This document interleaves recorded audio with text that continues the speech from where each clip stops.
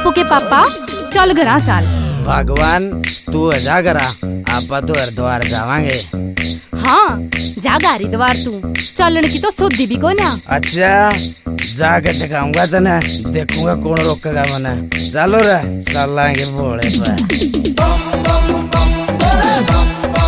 Gauri studio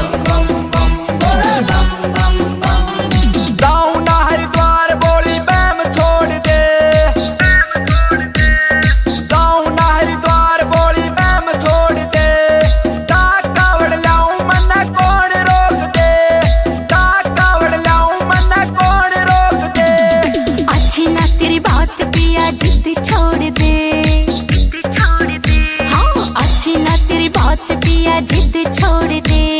पी के भांग चुट्टी की बजाना छोड़ दे, हाँ पी के भांग चुट्टी की बजाना छोड़ दे। छिकली मैं तो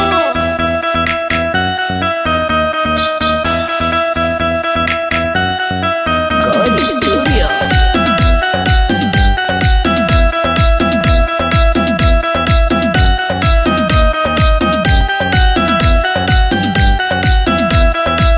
हरिद्वार मेरा जाना भोली टाले ते भी कौन टले। पी के भंगिया फिर नाचता आप तेरी कत्ती लाल बड़े। हरिद्वार मेरा जाना भोली टाले ते भी कौन टले। हाँ पी के भंगिया फिर नाचता आप तेरी कत्ती लाल बड़े। भोले का प्रसाद बोली कौन छोड़ दे। कावड़ लाऊं मन्ना कौन रोक दे। कावड़ लाऊं मन्ना कौन रोक दे।